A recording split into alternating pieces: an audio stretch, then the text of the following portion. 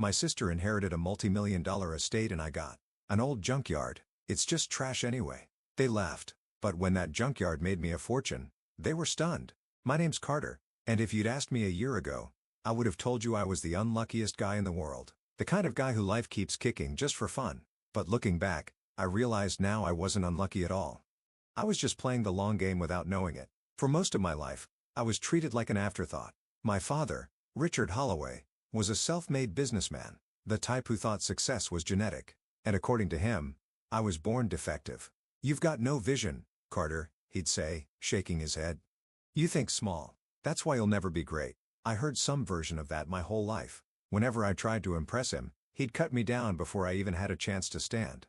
Meanwhile, my older sister, Lisa, could do no wrong. She got straight A's. Dad framed her report cards. I got a decent job. He barely looked up from his newspaper. So when he died, I wasn't expecting much.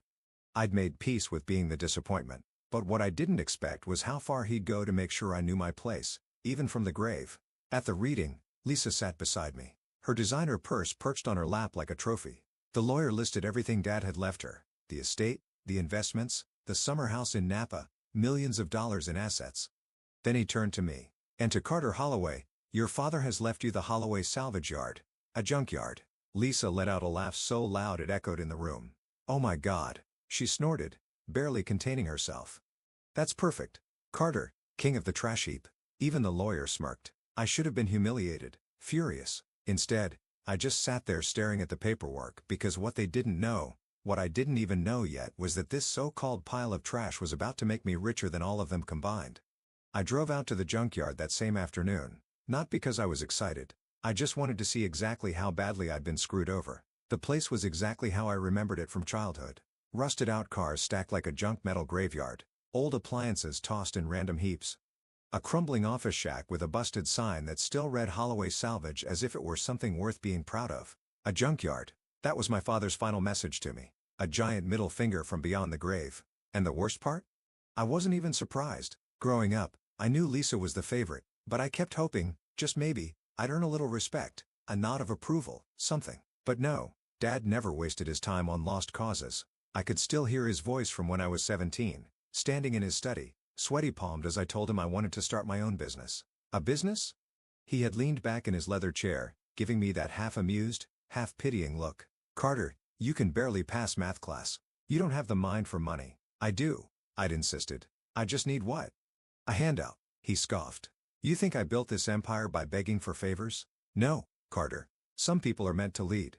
Others are meant to work for them." And that was the end of the conversation. Lisa, meanwhile, never had to ask for anything. She got a brand new BMW at 18, fully paid tuition to an Ivy League school, and a $200,000 wedding because, in my father's words, a Holloway doesn't settle for less. And now she had everything, and I had this. I kicked an old hubcap, sending it skidding across the dirt. "Unbelievable," I muttered. A car door creaked open behind me. "Didn't expect to see a Holloway around here," a rough voice called out. I turned to see Rick, the old junkyard manager, stepping out of a trailer. The guy had been running this place since I was a kid, grizzled, permanently covered in grease, and always carrying the smell of cigarette smoke and motor oil. "Yeah, well," I exhaled sharply. "Apparently, I own this dump now." Rick let out a barking laugh. "Well, wow, yes, that means you're my new boss." That hit weird. I had never been anyone's boss before. Honestly, I hadn't even planned on keeping this place. "Yeah," I said. "Guess so." Rick at me for a moment, then jerked his thumb toward the shack. "Come on. If you're stuck with this place, you might as well see what you got." Inside the office, it smelled like dust, motor grease, and bad coffee. Stacks of old invoices and ledgers covered the desk. A flickering fluorescent light buzzed overhead. Rick plopped down in the chair, grabbed a bottle of whiskey from the drawer, and took a swig. "So," he said, wiping his mouth, "you selling?" I hesitated. That was the plan. Dump this place as fast as possible and get something out of it. But the way Lisa had laughed at me, she thought I was nothing. She thought I'd walk away with a couple grand and disappear like the pathetic loser Dad always painted me as. And for some reason, that pissed me off more than anything. "What's this place even worth?" I asked. Rick snorted. "In its current state? Not much, maybe a couple $100,000 if you find the right buyer." But he rubbed his jaw. "There's a lot of old stock back there. People throw away all kinds of valuable stuff without realizing it." I frowned. "Like what?" He shrugged. "Electronics, car parts, scrap metal. Some guy last year found an old arcade machine buried under a pile of junk and sold it for $10. Another dude bought a busted vending machine off us, cracked it open, and found $2 in forgotten quarters. I leaned back, considering selling outright was the easiest option. But something about Lisa waltzing off with millions while I walked away with chump change didn't sit right with me. For once in my life, I wanted to do something not because it was easy, but because it would piss them all off. "I think I'll stick around for a bit," I said. "See what's actually here." Rick grinned. "Now that's interesting." The next few days, I threw myself into the junkyard. I wasn't sure what I was looking for. Just something. Anything that made this whole situation suck less.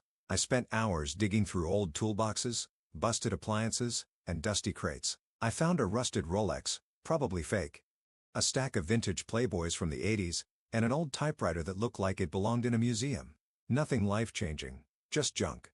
And then on day 5, I found it. I was in the back lot, rummaging through an old filing cabinet. Most of it was garbage, expired paperwork, useless receipts. But at the very bottom, something caught my eye. A small silver external hard drive that looked ancient. Early 2000s, maybe. Scuffed and covered in dust, but intact. Curious, I took it inside and plugged it into an old computer. At first, nothing happened. Just a flickering cursor. Then a single folder popped up. BTC_wallet_backup. BTC Bitcoin. My heart started hammering. I clicked it open. Inside was a text file labeled wallet key, a long string of letters and numbers, a private key. My fingers felt numb as I copied the key and pasted it into a blockchain explorer. The screen loaded, and then ow. My breath caught. Balance, 12,000 BTC. I blinked. Stared. Did the math in my head? 12,000 Bitcoin. At today's market value, that was $800 million. I choked on my own breath. My pulse roared in my ears. For a solid minute, I just sat there staring at the number, my brain refusing to process what I was seeing. Lisa had inherited houses, investments, a yacht. I had inherited this junkyard, and this junkyard had just made me richer than all of them combined. I sat there for what felt like an eternity, my brain stuck in a feedback loop of "this can't be real. This has to be a mistake. No way. Is this real? 12,000 Bitcoin. $800 million. The number just sat there on the screen, taunting me. I checked the wallet balance again and again. It didn't change. It didn't disappear. It was real. The air in the tiny office suddenly felt too thin. I pushed back from the desk, my hands shaking as I rubbed my face. My heart was hammering like a drum solo, my breath coming in short, sharp gasps. This wasn't just money. This was life-changing wealth. This was the kind of money that rewrote destinies, that turned nobodies into legends. And I had found it buried under trash. I let out a wild, almost delirious laugh, smacking my hand on the desk. "You smug fool," I muttered, thinking of my father. "Even in death, you tried to humiliate me, and you still lost." I felt like screaming, like running outside and flipping off the sky. Instead, I clenched my fist and forced myself to breathe. Stay calm. Think. This was dangerous money. The kind of wealth that could get you killed if the wrong people knew about it. If I wasn't careful, I could end up as just another sad news story. Man mysteriously disappears after claiming he found millions in Bitcoin. I needed a plan. First things first, Rick. He had seen me pull the hard drive out of that cabinet. He didn't know what it was, but I couldn't risk him getting curious. I shoved the drive into my pocket and stepped out of the office. Rick was outside, leaning against the hood of an old pickup, smoking a cigarette. He looked up as I approached. "Find anything interesting?" he asked, exhaling a cloud of smoke. I forced a shrug. "Just some old electronics. Gonna see if any of it works." Rick grunted. "Good luck with that. Most of the tech around here's been dead for years." I nodded, keeping my face neutral. "Yeah, anyway, I think I'll be wrapping things up soon. Might sell this place after all." Rick gave me a sideways look. "That so? Thought you wanted to see if there was money in this dump." I smirked. "Turns out, there just might be." The call. I didn't sleep that night. Not really. I lay in bed, staring at the ceiling, my mind racing through every possible scenario. I had to get the Bitcoin out of that wallet, but I also had to be smart. Moving that much crypto at once would send up 1,000 red flags. I needed a safe, legal way to cash out without drawing attention. By morning, I had a plan. I reached for my phone and dialed the one person I knew could help. "If it isn't the family disappointment," a familiar voice answered. "Max, my old college roommate." The one person who had always believed in crypto, even when the rest of us laughed at him. He had started mining Bitcoin back in 2012, and now he was one of those retired at 30 guys who spend his days drinking expensive whiskey and flipping NFTs. "Max," I said, keeping my voice steady, I need your help. There was a pause. You sound weird. What's up? I hesitated, then said the words that still felt unreal. I found an old Bitcoin wallet. Max snorted. What? With, like, $10 in it? I exhaled slowly. 12,000 BTC. Silence. Then leave me alone. I'm serious. Another pause. Then in a much more serious tone, Carter, if you're screwing with me, I'm not. I heard the sharp intake of breath on the other end. Jesus Christ. Yeah. Max went silent again, probably doing the same mental math I had. Then where on earth did you find 12,000 Bitcoin? In a junkyard. A short, stunned laugh. Of course, you did. Okay, listen to me. Do not touch that wallet until we have a plan. If you move that much BTC at once, every exchange and regulatory agency on the planet is going to be all over you. Yeah, I figured. Okay. First step, you're going to send me the public key, not the private key, just the public one. I need to verify that this thing is legit and hasn't been compromised. I nodded. Got it. Max exhaled. Carter, if this is real, you just became one of the richest people on the entire planet. I grinned. Yeah, not bad for a guy who got left the junkyard, Lisa finds out. 2 days later, as I was finalizing my plan with Max, my phone rang. Lisa, I almost let it go to voicemail, but then I remembered her smug little laugh at the reading. I picked up Carter, she said, her voice sugary sweet. How's my favorite junkyard king? I smirked. Oh, just rolling around in all my trash. She laughed. Listen, I was thinking, I might have been a little harsh at the reading. I was just joking.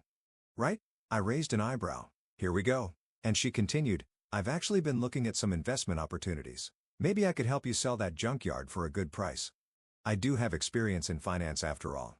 I grinned. Oh, that's sweet of you, Lisa. But actually, I think I'll hold on to it. Silence? Really? Yeah? Turns out, it's more valuable than I thought. A sharp inhale. Carter, she said, suddenly serious. Don't be stupid. That place is a dump. Just sell it and take what you can get. Nah, I said. I think I'll sit on it for a while. See what it's really worth? Lisa's tone shifted from fake concern to cold irritation. Carter, don't be ridiculous. I chuckled. Why do you care so much? You got everything you wanted, didn't you? She hesitated. It's just I don't want you to embarrass yourself. You're not exactly known for making smart financial choices. I grinned, leaning back in my chair. Well, Lisa, I said, let's just say, I think my luck's finally turning around. Lisa had no idea. Nobody did, but they were about to. The thing about sudden, ridiculous wealth is that it doesn't change who you are. It just reveals who everyone else really is. And my family? Oh, they show their true colors real fast. The first move. Max and I spent the next week strategizing. Moving that much Bitcoin was like playing chess with snipers aimed at your head. One wrong move, and suddenly, you've got government agencies, hackers, and God knows who else sniffing around your fortune. The plan was simple. Slow liquidation, multiple wallets, multiple exchanges, all under the radar. Step 1 was securing the wallet. We moved the Bitcoin to a cold storage device and split it across multiple new wallets for safety. Step 2 was setting up a trust, one that wouldn't link directly to me. Step 3, cash out carefully. I started small. A few $100,000 here, another couple $100,000 there. Just enough to set things in motion. By the end of the first month, I had a fresh $10 million in my newly established offshore accounts, and not a single soul in my family knew a thing. Well, not yet. The family comes crawling. It didn't take long before Lisa caught wind that something was off. At first, she just called more often. Sweet little check-ins like, hey, Carter, how's my favorite little brother? Little brother, as if she hadn't spent her entire life treating me like I was barely worth the dirt on her designer heels. But I played along, acted oblivious. Let her think I was still that pathetic, clueless loser she loved to kick down. Then, one day, she slipped. So I was thinking, she said over the phone, her voice dripping with fake nonchalance. That junkyard of yours, it's not still for sale, is it? Bingo? I grinned. Oh, I don't know, Lisa. I'm actually starting to like the place. Silence. Then, a sharp inhale. Carter, be serious. Oh, I'm serious. I leaned back in my chair, spinning a solid gold coin between my fingers. In fact, I just put in some renovations. You wouldn't believe what people throw away these days. She was quiet for a long moment. Then, in a much colder voice, what's going on? I chuckled. Why, Lisa? Worried I actually figured out how to make something of myself. She scoffed. Oh, please. You couldn't run a lemonade stand without screwing it up. I smirked. Maybe, but you might want to rethink that, considering I just bought my third property this month. Dead silence. You're lying. I laughed. Am I? That was the moment she knew. Something was very, very wrong. The panic sets in. By the time I liquidated my first $50 million, things got hilarious. Lisa showed up at the junkyard in person looking pissed. She stepped out of her brand new Porsche, sunglasses perched on her head, her expression carefully composed. But I could see the cracks, the tension in her jaw, the way she clutched her designer purse like it was a lifeline. Carter, she said smoothly, we need to talk. I leaned against the rusted-out hood of an old Chevy. Oh? About what? She crossed her arms. Cut it out. I grinned. Wow, that's quite a way to greet your favorite little brother. Her nostrils flared. You're broke. You're supposed to be broke. I raised an eyebrow. That's funny, because my bank account says otherwise. Lisa stared at me, eyes narrowing. Then, slowly, her lips curled into a smirk, she said, tilting her head. So you did sell the junkyard. I knew you'd cave. I just laughed. Lisa, do you really think some real estate deal made me this kind of money? Her smirk faltered. Then what did? I just smiled. Wouldn't you like to know? That's when her real fear kicked in. Lisa hated when she wasn't in control. And right now, she was spiraling. Carter, she said, her voice sharper now. Dad left you garbage. If you have money then. I shrugged. Guess I found treasure in the trash. She clenched her jaw.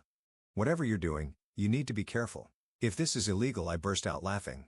Oh, now you're worried about my well-being? She exhaled sharply, then lowered her voice. Just tell me what's going on. I tilted my head, pretending to think. Then I grinned. Nah. Lisa's face twisted in frustration. You're such a child, she spat. Do you even know how to handle money? You'll burn through it in a year. You're still the same pathetic little failure you've always been. I smiled wider. And yet, I'm the richest person in this family now. That shut her up. The final blow. By the end of the second month, word had spread. I started making moves. Big ones. I bought a penthouse in Manhattan, a private villa in Italy, and a supercar collection that made headlines. Lisa lost it. I started getting texts. Lisa, Carter, call me now. Mom, sweetheart, we need to talk. Your sister is very upset. Dad's old business partner. Heard you made some big investments, kid. Call me. And then the best one. Lisa, Carter, I think we should work together. I have some investment ideas that could really help you. I laughed so hard I nearly fell off my couch. This was it. The moment they realized, I wasn't the disappointment. I wasn't the failure. I was the biggest success story this family had ever seen. And they couldn't stand it. They spent years treating me like nothing. Now, they wanted a piece of my fortune, and I was about to show them exactly how it felt to be left with nothing. I sat in my penthouse, sipping a $2,000 glass of whiskey, watching the city lights shimmer below me. A year ago, my family laughed in my face. Today, they were begging. Lisa had called 6 times that morning. I ignored every single one.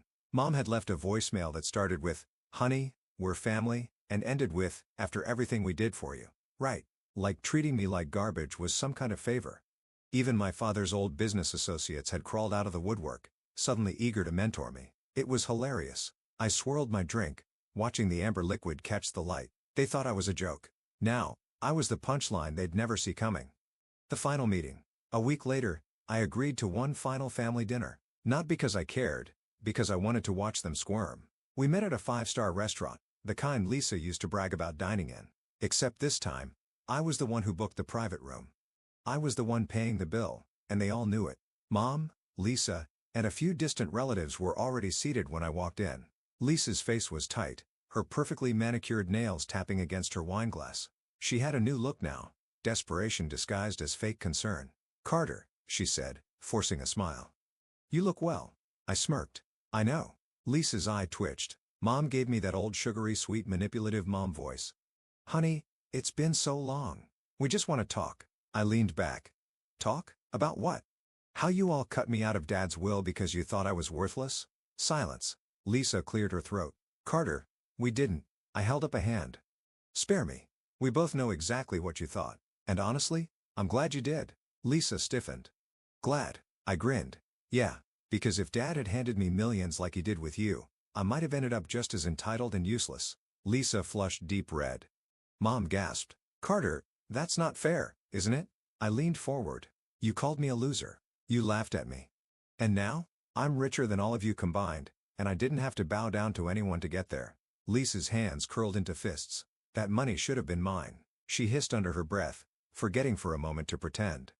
I laughed loudly. There it is. I said, shaking my head. You don't care about me. You just can't stand that I want. Lisa shot up from her seat. You don't even know how to handle that kind of money. You're reckless, Carter. You'll lose it all, and when you do, you'll come crawling back. I smirked. Yes. We'll find out. Lisa's nostrils flared. Mom reached for my hand. Sweetheart, please. You know we love you.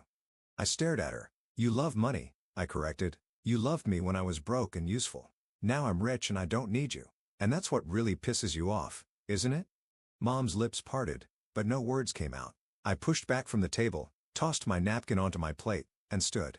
This was fun, I said, throwing down a stack of $100 bills for the bill just to watch Lisa's eye twitch. Then I turned to leave. Lisa's voice cut through the silence. You'll regret this.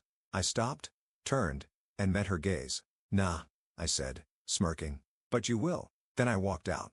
And this time, nobody followed. Epilogue. Final message. So, yeah, that's the story of how my family laughed at me, threw me away, and then watched me win harder than they ever thought possible. Lisa? She blew through Dad's millions in record time, made a few bad investments, got scammed by some exclusive hedge fund, and had to sell her house just to stay afloat. Mom? Still tries to call, still leaves voicemails about how family sticks together. I never answer. Me? I wake up in a beachfront villa, drink stupidly expensive coffee, and live my best life. Moral of the story? Sometimes, being underestimated is the best thing that can happen to you. And sometimes, trash isn't trash. It's just treasure waiting for the right person to find it.